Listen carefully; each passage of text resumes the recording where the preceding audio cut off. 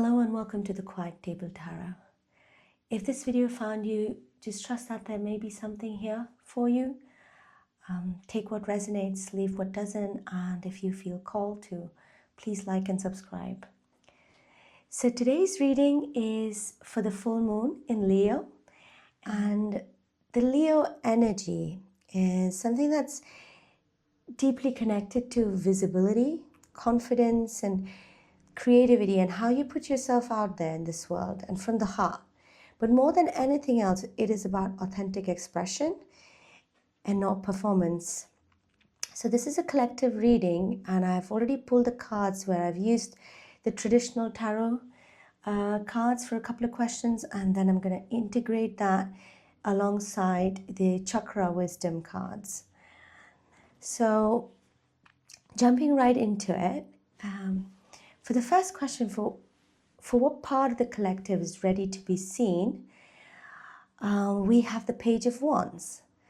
So with the Page of Wands here, what's ready to be seen here is the spark, this creative spark that you are having, where it's not about where you're having it all figured out, but it's more about curiosity and excitement, and you're looking to explore something new here, with almost like a childlike energy there.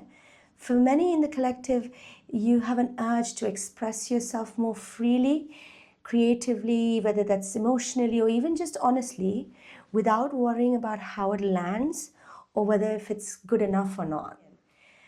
There's a lightness here that's maybe was missing before, and the awareness is that this joy that you're feeling, that it doesn't need to be earned, and you can just go out, step outside, and have fun with it. And the next card is for where the collective has been performing. Where have you been performing without expressing authentically? And we have the Queen of Pentacles here. And this is such an important card to come out in this position, because normally this is a card of the mother energy, grounded, stable, where you are taking care of everything, everyone around you. But in this position, it looks like that you're performing through responsibility. That's how I would take it, where you're dependable, you're the one that's holding everything together, but at the cost of your own peace. Like there's a sense where your worth has quietly become tied to how much you give and how much you manage, or how stable you are, how stable you seem to others. And while this is a really admirable energy to be in, it is also a heavy burden to carry. And this full moon is revealing where that nurturing needs to be replaced with nurturing yourself first, before you tend to everyone else around you. So this performance doesn't need to look flashy. It looks practical, but it's just still a way of hiding. You're just trying to manage, and it feels heavy.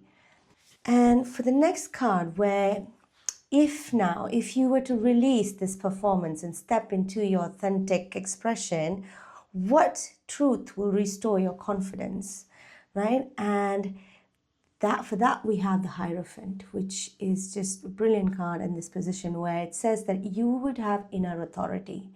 So this is being able to come out of this, dependable at the cost of your own well-being, of being there for everyone else, from that energy to having nurtured yourself.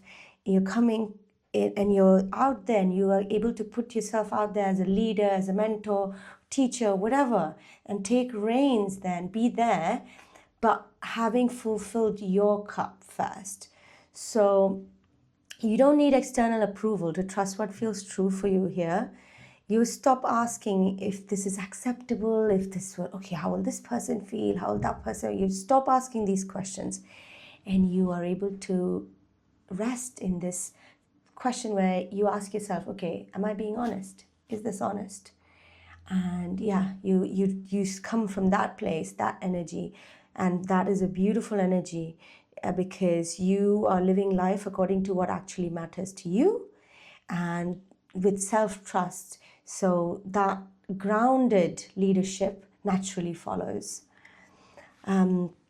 And then that was the traditional spread. And now moving on to the chakra wisdom cards.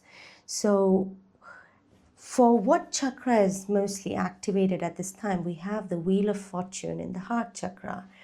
So this is telling me that there's a turning point happening emotionally for you. Maybe this is about relationships, or maybe it's about self-love, or just across the board, emotional or karmic cycles are shifting.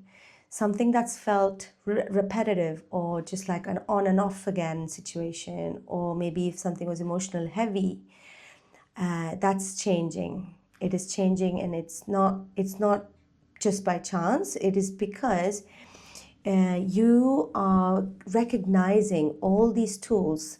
As you can see here, the Wheel of Fortune, she's got the cup, the pentacle, the sword, and the wands. So she has all of these tools in her toolkit, and you can use all of this to manifest your reality, and coming from a place of compassion, and giving yourself that nurturing and that self-love, so the guidance here is to let the heart stay open while things change around you, because growth is not linear.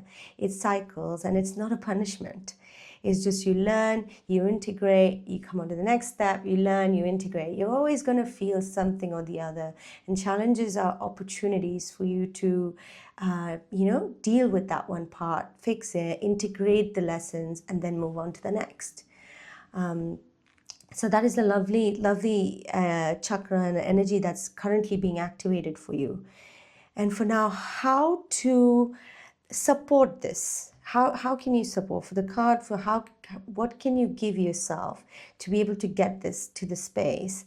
So for the energy that supports you at this time, it's the Ace of Cups in the root chakra, right? So this is about emotional safety at the foundation, at your core, at your root chakra, right? So here, if you see, the Fool is reaching up to the sky, and the universe has got this big cup, and it's filled with all of your desires and emotional fulfillment. And the universe is willing to meet you halfway, and all it needs for you to do is to get grounded. So bring love and softness and intuition into your daily life, not floating above it. With every action, in every space that you move, try to bring that love into that. So for many of you, this is a lesson in allowing yourself to feel whatever you're feeling without fear, to receive without needing to earn it, or to soften, without feeling unsafe.